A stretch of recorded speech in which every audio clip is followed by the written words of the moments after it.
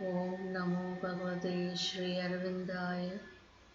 Om Anandamayi, Om Chaitanyamayi, Om Satyamayi, Om Parame. O my beloved Lord, let us be thine integrally. Let Lord's divine peace be with us. O Lord, with full faith, love, and surrender, we are ready for thy victory. Om peace, peace, peace. Peace to the mind, peace to the vital, peace to the physical, peace to the emotions, peace to the nerves.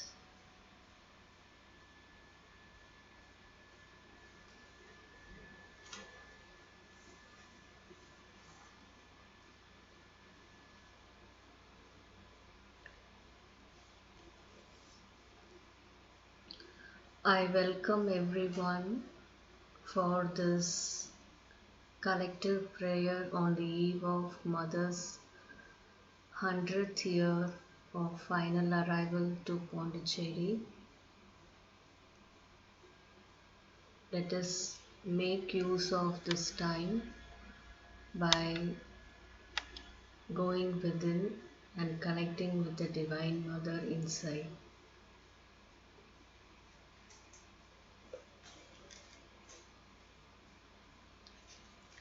April 28, 1917. O my Divine Master, who hast appeared to me this night in all thy radiant splendor, thou canst in an instant make this being perfectly pure, luminous, translucid, conscious. Thou canst liberate it from its last dark spots, free it from its last preferences. Thou canst, but hast thou not done this tonight, when it was penetrated with thy divine effluence and thy ineffable light? It may be, for in me is a superhuman strength made all of calm and immensity. Grant that from this summit I may not fall.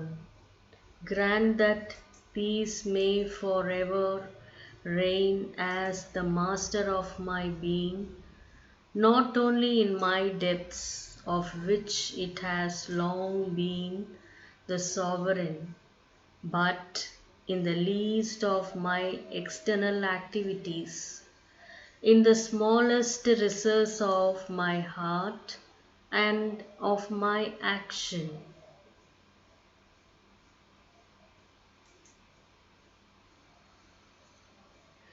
I salute thee, O Lord, deliverer of beings.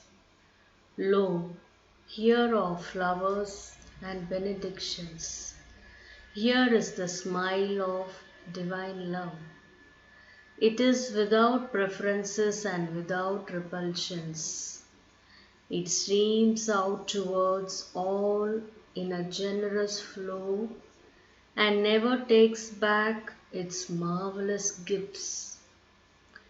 Her arms outstretched in a gesture of ecstasy, the eternal Mother pours upon the world the unceasing dew of her purest love.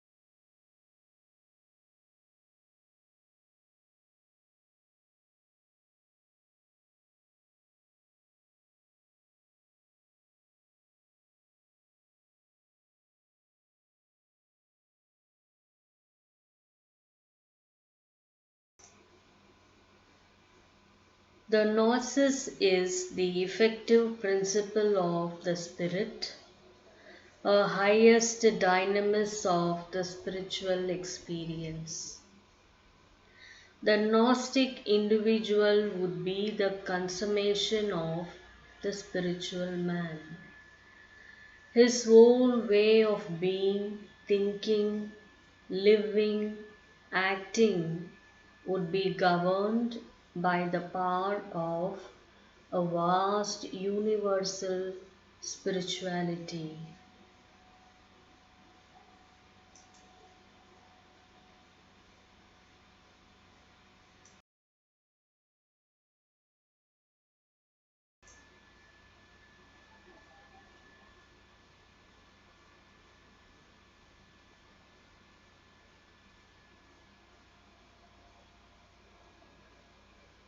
All the trinities of the Spirit would be real to his self awareness and realized in his inner life.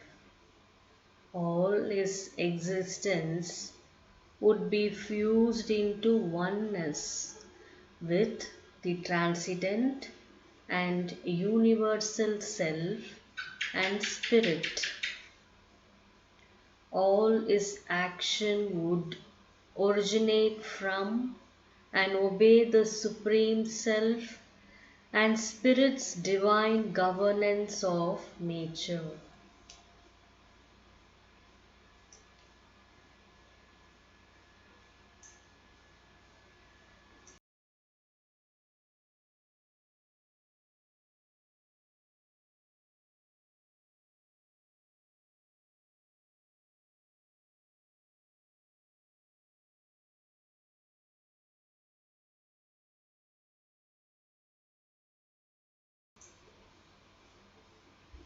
All life would have to him the sense of the conscious being, the Purusha within, finding its self expression in nature. His life and all its thoughts, feelings, acts would be filled for him with that significance and built upon that foundation of its reality. He would feel the presence of the divine in every center of his consciousness, in every vibration of his life force, in every cell of his body.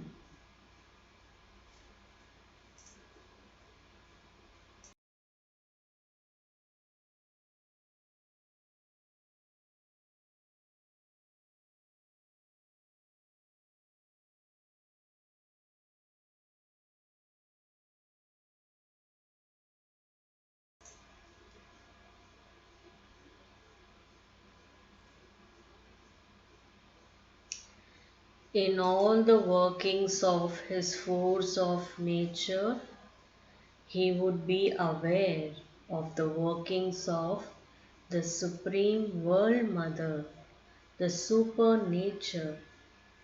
He would see his natural being as the becoming and manifestation of the power of the World Mother.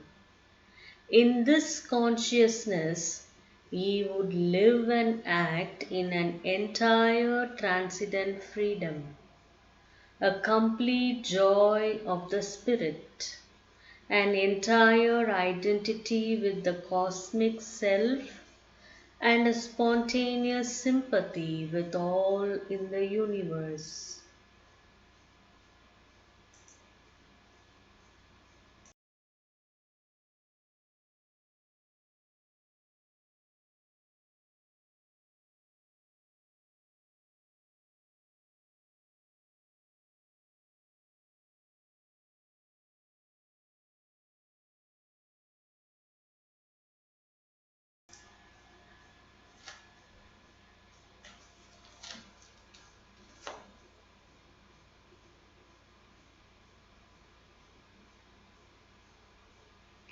All beings would be to him his own selves. All ways and parts of consciousness would be felt as the ways and parts of his own universality. But in that inclusive universality, there would be no bondage to inferior forces, no deflection from his own highest truth. For this truth would envelop all truth of things and keep each in its own place in a relation of diversified harmony. It would not admit any confusion, clash, infringing of boundaries, any distortion of the different harmonies that constitute the total harmony.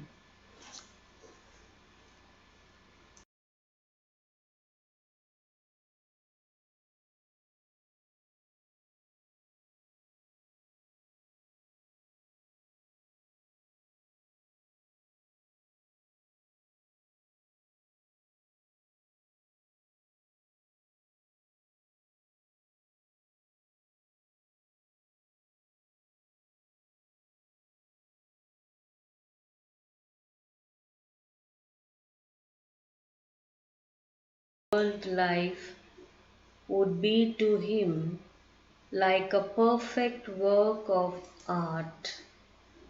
It would be as if the creation of cosmic and spontaneous genius, infallible in its working out of a multitudinous order. The Gnostic individual would be in the world and of the world, but would also exceed it in his consciousness and live in a self of transcendence above it. He would be universal but free in the universe, individual but not limited by a separative individuality. The true person is not an isolated entity. His individuality is universal, for he individualizes the universe. It is at the same time divinely emergent in a spiritual air of transcendental infinity, like a high cloud surpassing summit, for he individualizes the divine transcendence.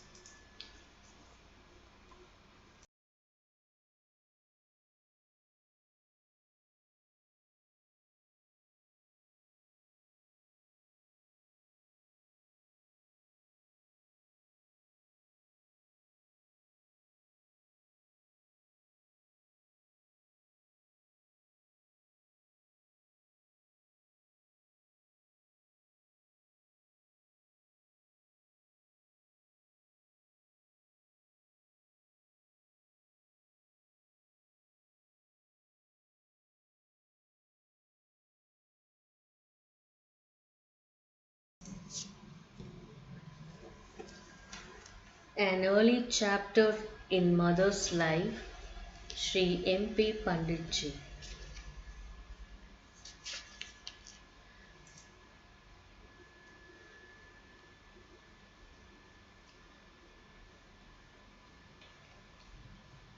The 4 years came to an end with an absolute inner certitude that there was nothing to be done, that it was impossible to convert Richard, impossible in this way. There was nothing to be done, so I was intensely concentrated, asking the Lord, I had sworn to you to do this. I had even said, if it's necessary to descend into hell, I will descend into hell to do it. Now tell me, what must I do? Of course, the power was there. Then suddenly everything within me became still. The entire outer being was completely immobilized, and I heard a vision of the Supreme, more beautiful than that of the Gita, a vision of the Supreme. And this vision literally swept me into its arms. It turned towards the west, in other words, towards India, and offered me up, and I saw that Sri Aurobindo was at the other end. I felt it physically.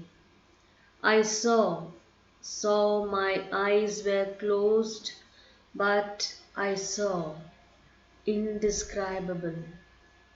It was as if this vastness had reduced itself to the size of a rather immense beam.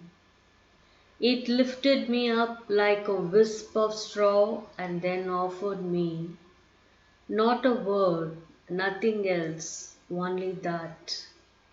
Then everything vanished. The next day, I began preparing for my return to India. That was in 1920. She left Japan, touched China on the way to feel the atmosphere of that country. When her ship was 2 nautical miles from Pondicherry, she felt a distinct change in the atmosphere. She was entering into the aura of Sri Aurobindo. She arrived in Pondicherry on 24th April 1920. She refers to her return to Pondicherry as a victory over the hostile forces who were trying to obstruct the manifestation. She stayed with Richard in what is known as Boyd House on the sea front. Nolini describes how every Sunday they would go for dinner at this house, a dinner which was cooked under mother's supervision, with certain dishes cooked by herself. After dinner, they would go on the terrace facing the sea, split into groups, and some of the disciples would ask Sri Aurobindo to do automatic writing. He would agree and his hand would write down something. At times there would be character readings of the people present, and it seems it used to be remarkably accurate. Once somebody suggested that reading could be of mother. It is reported that mother hastily intervened and said, "Not me." And the moment she said it, Sri Aurobindo's hand stopped where it was. Mother lived in that house for about 6 or 7 months. The circumstances under which she left that place are again interesting. You know, it is the rainy season in November and December here in Pondicherry, and there are usually cyclone storms. They are somewhat less now than what they were years ago when I first came here. One day, it was November 24th, 1920. It was raining so hard that roofs came down in some houses and it was leaking heavily in the house where mother was staying. So Sri Aurobindo called the youngsters and said it was dangerous to let the Richards continue in that house. So it was better to bring them to the guest house where Sri Aurobindo and the others were staying. They started transporting things in that heavy rain in the evening, and it was midnight before the major items were shifted. Thus, mother shifted to the house where Sri Aurobindo was living. Thereafter, she always lived with Sri Aurobindo.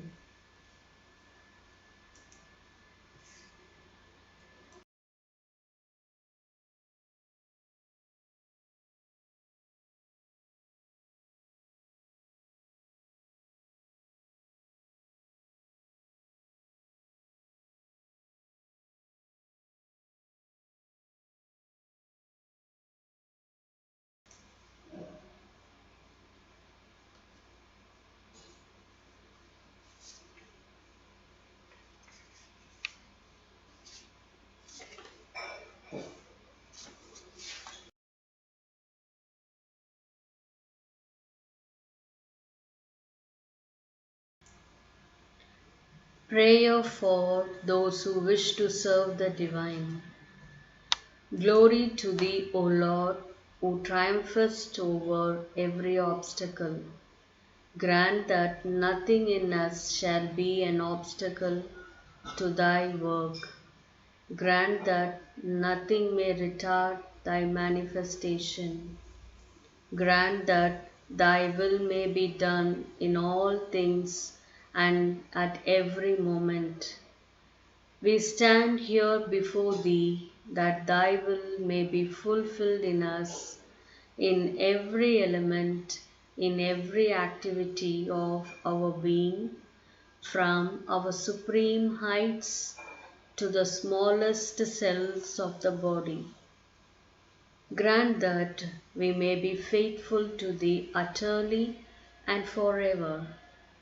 We would be completely under thy influence to the exclusion of every other. Grant that we may never forget to own towards thee a deep and intense gratitude. Grant that we may never squander any of the marvelous things that are thy gifts to us at every instant. Grant that everything in us may collaborate in thy work and all be ready for thy realization. Glory to thee, O Lord, Supreme Master of all realization. Give us a faith active and ardent, absolute and unshakable in thy victory.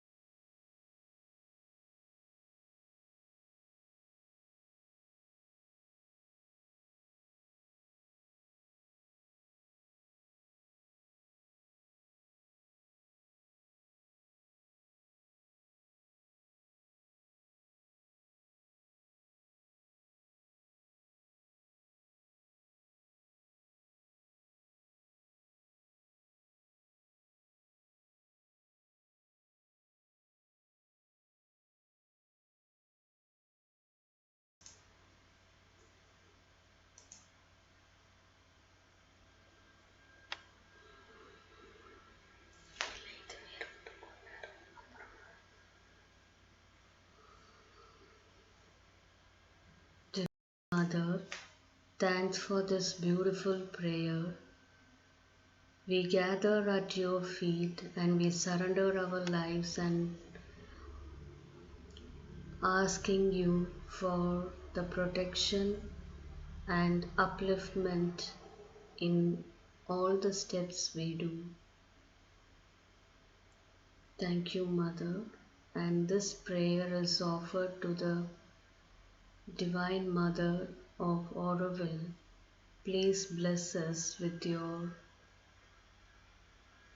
love, peace, wideness, vastness into our lives.